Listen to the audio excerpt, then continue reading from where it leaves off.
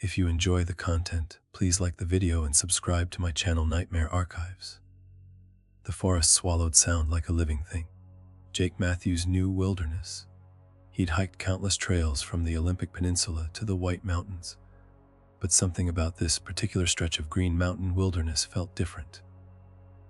Wrong, in a way he couldn't immediately define.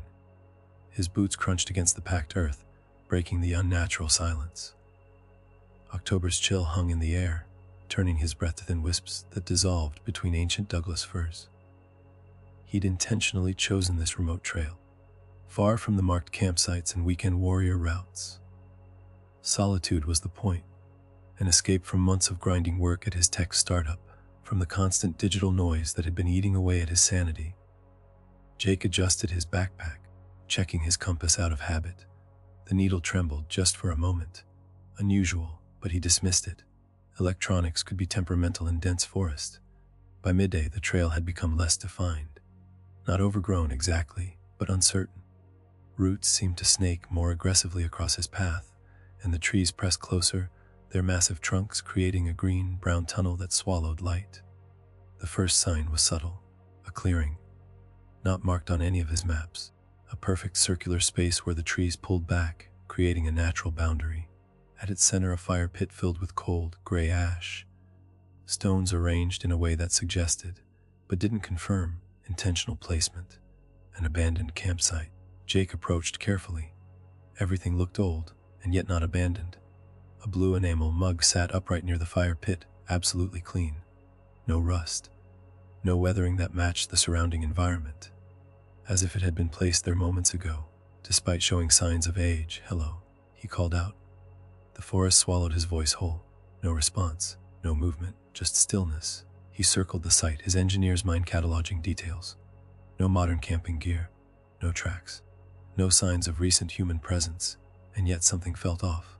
The mug, the perfectly arranged stones, the way the trees seemed to form a precise boundary around the space. A mark on a nearby tree caught his attention, a carving, fresh. But when he touched it, the bark felt aged, the groove smooth as if it had existed for years. Jake pulled out his phone. No signal as expected, but something made him take a photograph. The mug, the fire pit, the tree with its impossible carving. When he looked up, the forest had changed, subtly, imperceptibly, but changed. The path he'd used to enter the clearing was different, slightly, just enough to make him pause, to make him wonder. His GPS device, normally reliable, showed nothing, just a blank screen with a faint, pulsing cursor. Jake should have left then. Should have followed his instincts and walked away. But curiosity, that same drive that had made him a successful software engineer, that had pushed him to solve impossible coding challenges, kept him rooted to the spot. He approached the mug. Up close, he could see details he'd missed before. A tiny chip on the rim. A faint inscription, almost worn away. But when he leaned in to read it, the words seemed to shift, change. "You're not supposed to be here." Jake blinked. The message was gone. Trick of the light, exhaustion, an overactive imagination. He set his backpack down, deciding to rest, take stock, figure out his next move. That was his first mistake. The forest watched, waited. Something was happening. Something that defied the rational world Jake had built his entire life around. Something that existed in the spaces between what could be explained and what could be understood. And it was just beginning.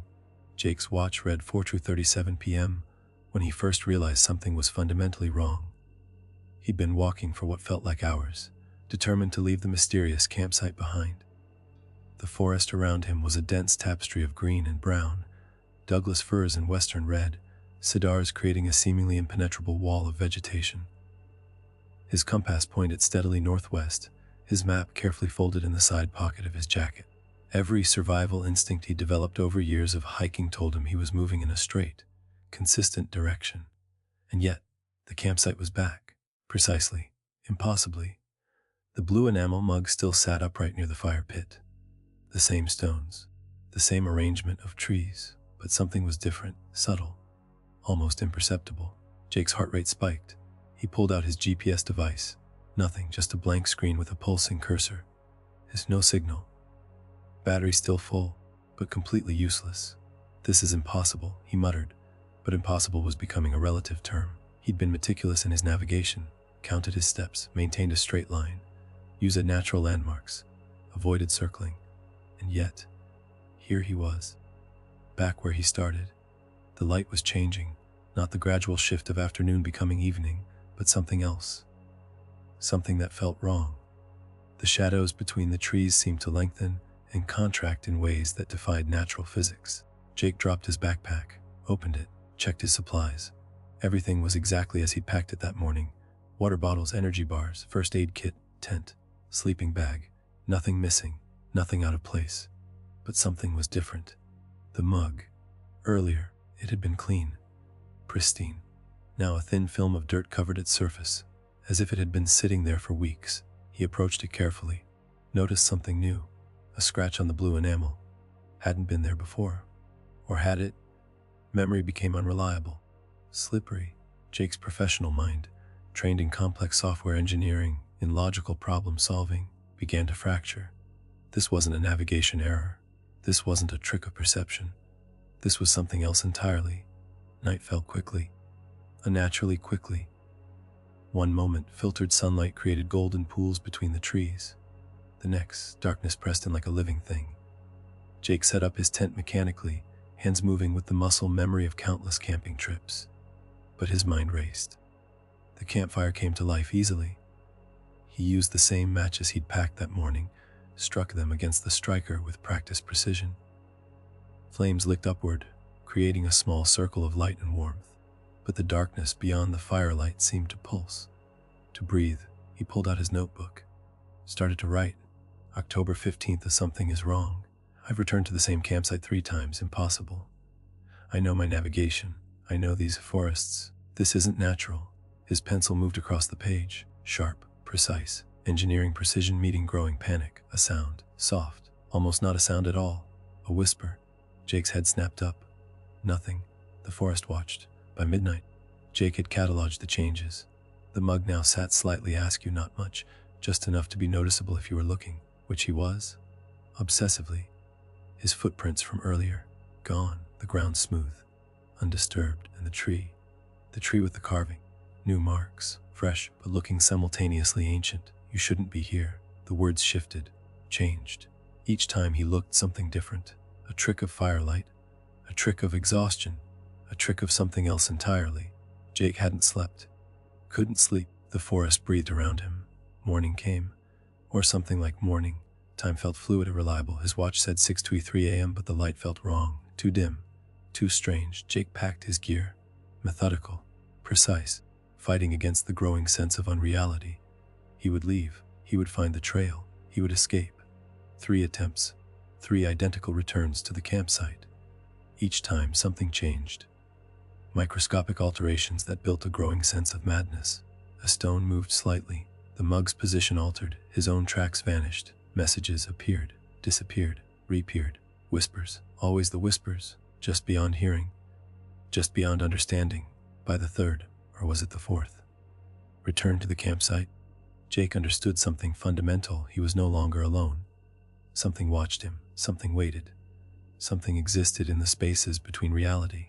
His supplies dwindled, not quickly, not obviously, but steadily.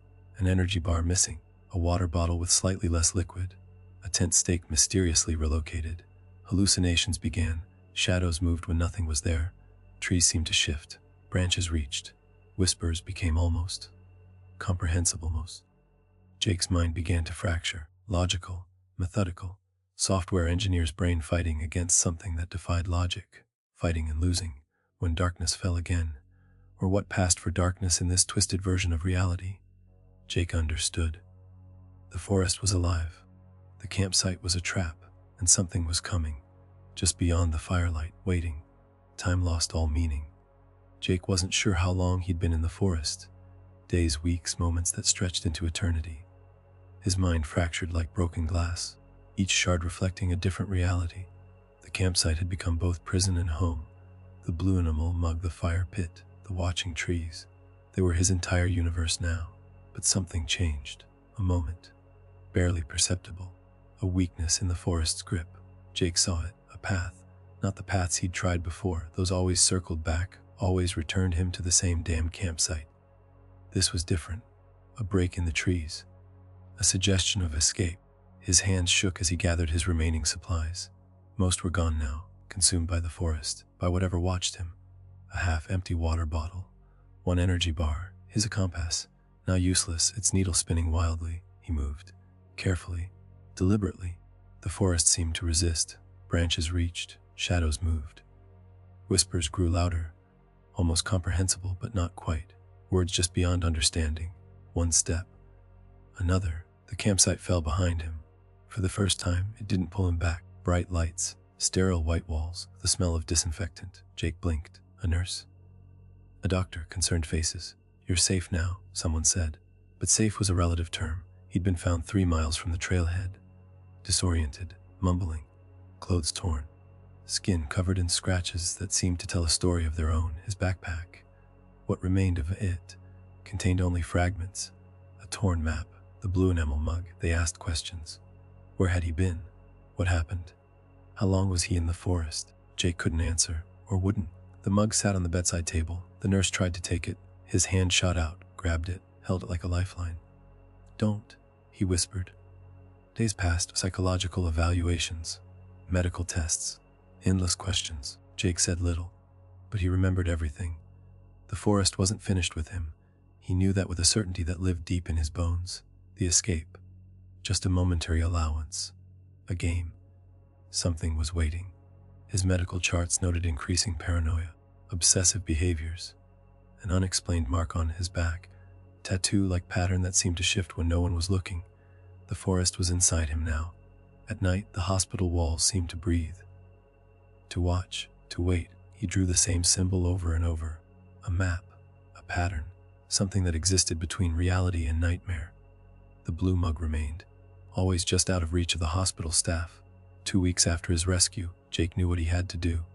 The forest was calling. Not a metaphorical calling, a physical pull, a demand that lived in his blood, in his bones. He would go back. He had to go back. The hospital room felt like a cage. The forest, that impossible living space, felt like home. On the night of the full moon, Jake disappeared. No alarms, no struggle, just gone. Only the blue enamel mug remained on the empty hospital bed, spinning slightly. Impossibly, something watched, something waited. The forest breathed.